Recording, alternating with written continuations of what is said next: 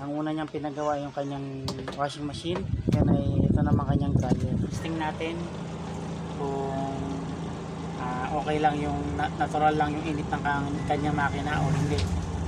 Kasi mga kamalan, pag ginagamit natin ang ating motor, ang ating dryer or washing, uminit din ang makina niyan, pero minimal lang. Ibig sabihin, natural lang sa kanya na magkaroon ng init, pero hindi na natural kapag ang init ng kanya makina ay nakakapaso na. Pinasalpakan na marami. Mas mabilis pong mag-init yan. Pag mga branded, kung 7.5 talaga ang maximum niyan, talagang kaya niya, at minsan lagpas pa sa kakayahan ng makina. Karaniwan kasi dito sa mga iba-ibang mga pangalan, ang kanyang winding ay aluminum. Pagka nasobra natin ang karga yan or sinakto natin ng 7.5, mapapansin nyo yan mabilis mag-init, mabilis masira.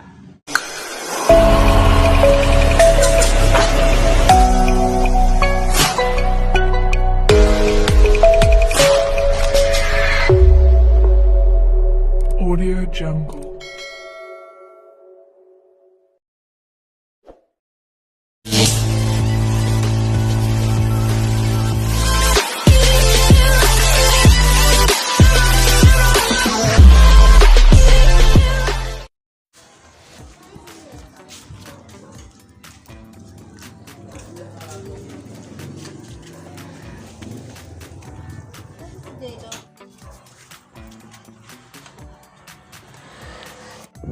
So ayan mga kamalam, yung papagawa sa ating dryer.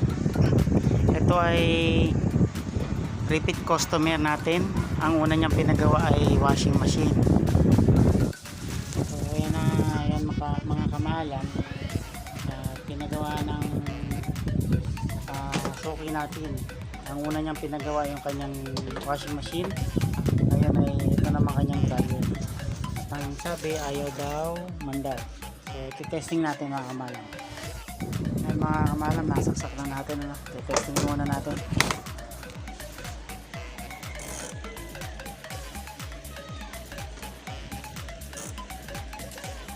So wala tayong naririnig na kahit na ugong. Ayan mga kamalam, pinalitan na natin yung capacitor dahil mahina na, plus yung kanyang cordon dahil maraming tama ng mga kagat-ata yun, pinalitan na natin. Ilagyan natin binagtungan natin ng mas maganda-ganda, mas okay. At yung kanyang preno, tinanggal na natin mga kamaalak.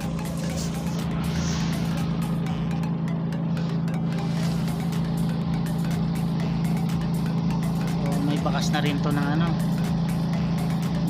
napasa siguro ng bagyong Karina. So ayan mga kamaalam, tinetesting pa muna natin ng matagal. Tinitingnan natin kung iinit pa ba siya. So kung ang kanyang init ay natural lang, walang problema. Pero kung ang init niya ay napakainit, ibig sabihin may tama na yung kanyang makina.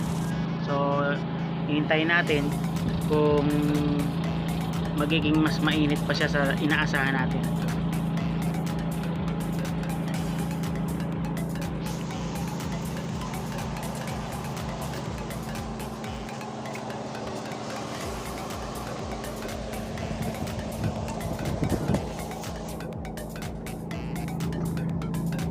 Yung kanyang dating capacitor, hindi pa natin tinitapan kasi ganyan tayo mga kamalam pag gumagawa at nagtitesting. Pero sa mga hindi pa sanay sa ganyan, mas mainam lagyan ninyo ng tape, electrical tape or kaya packet tape.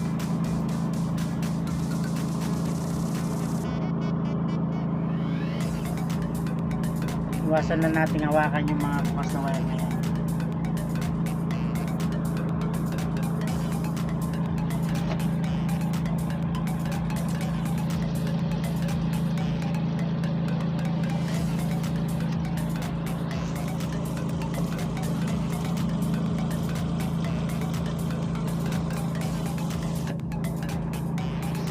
kamahalam, malapit nang matapos yung time ng kanyang dryer.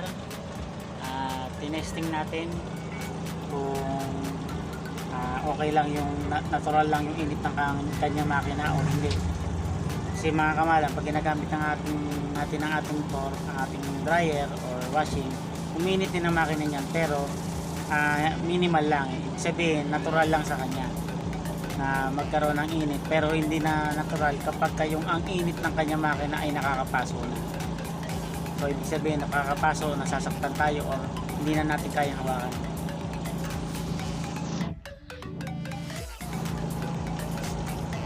Malapit na matapos yung kanyang time.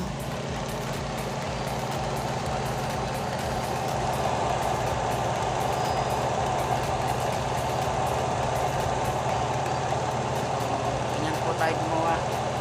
Pagka ang kanyang kapasitor ay mahina na, hindi na po natin na sinusugal yung healthy na kanyang makina.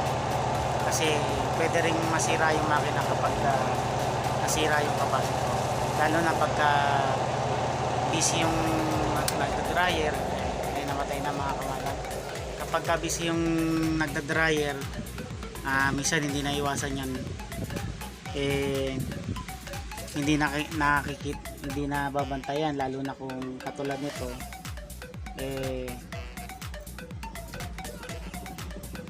Halimbawa sinasalpakan na marami, mas mabilis pong mag-init yan pagka nasasalpakan ng marami.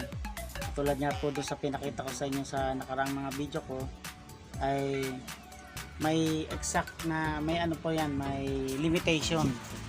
So sa mga branded, kung makikita nyo yung kanyang kilogram, tulad nito 7.5.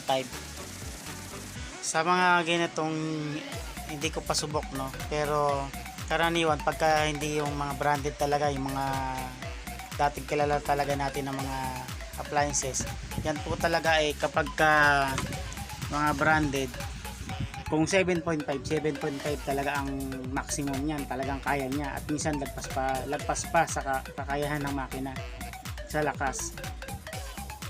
Pero pagka mga ganito kamahalan, karaniwan kasi dito sa mga iba-ibang mga pangalan, ang kanyang winding ay aluminum. Kaya mas hindi natin pwedeng pagkatiwala na 7.5 siya pagka nasobra natin ang kaldayan o sinakto natin na 7.5. Mapapansin nyo yan ibang tunog, mabilis mag-init, ganyan, mabilis masira. So karaniwan sa mga ganitong mga brand ng washing, pagka bagong labas, maganda ang makina. Yan po ang tatandaan niyo mga kamahalan. Karamihan ng mga bagong labas na brand, ang unang labas ng makina niyan maganda. Kasi syempre kumbaga sa promotion, kailangan mag-click sa masa na malaman nila na matibay. So pagka marami nang nasanay sa ganyang brand, yung mga susunod labas niyan, alam niyo. Yun ang karaniwan mga kamahalan. Sa mga napapansin ko sa mga pinapagawa sa akin, mga bagong labas na brand, magaganda makina. Pagka yung mga nakilala na siya, yung mga makina na niya mga pasaway na, mahihina na, kasi kilala na Kaya minsan bago pa yung washing, bago pa yung electric fan, sira na kagad kasi nga iba na yung pagkakagawa sa kumbaga sana parang tinipid na. So ayan, kamahalam, namatay na. Bunutin natin yan kasi may bukas tayong wire. Katayin natin kung ito pa mainit.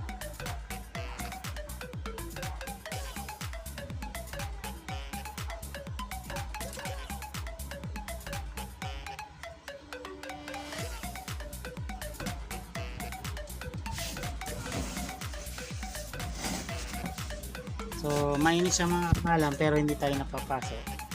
Pero ang ikot niya ay walang laman. Pinaikot natin to ng isang buong time niya ay walang laman. So kung ang init niya ay ganito na, mas mainit to sa inaasahan ko. Pero hindi tayo napapaso na yung hindi natin kayang hawakan. Nahawakan natin mga kamalam pero mainit siya. Ibig sabihin nito may ano to, may tama na makina nito. Hindi na siya pwedeng pang heavy. Hindi na pwede itong kargahan ng marami.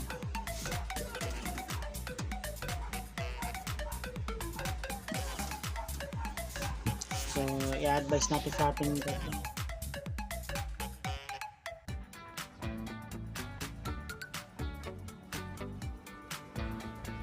ng electrical tape at ilalagay na natin sa ayos. Ayun mga kamalam, na deliver na natin. Nakalimutan nating dali ng ating cellphone kaya hindi natin na videoan, pero okay na yung ano, in-advise na lang natin sa customer na dahil nga medyo nag-iinit lang naman, pero para sure in-advise ko na siya na huwag niyang kakargahan ng marami. Kumpara sa dating kinakarga niya, medyo bawasan na niya kasi medyo diskumpiyado ako sa makina niya. Kaya para makasigurado siya, para mas tumagal yung buhay na kanyang makina, in-advise ko na bawasan yung kanyang load ng dinadrive niya kumpara sa dating nakagawian niya, para sure na hindi madamage yung makina niya. At sana'y naibigan nyo ang aking video. Please like and subscribe sa aking YouTube channel at pakiclick natin ang notification bell para lagi kayong updated sa aking mga videos. Salamat po.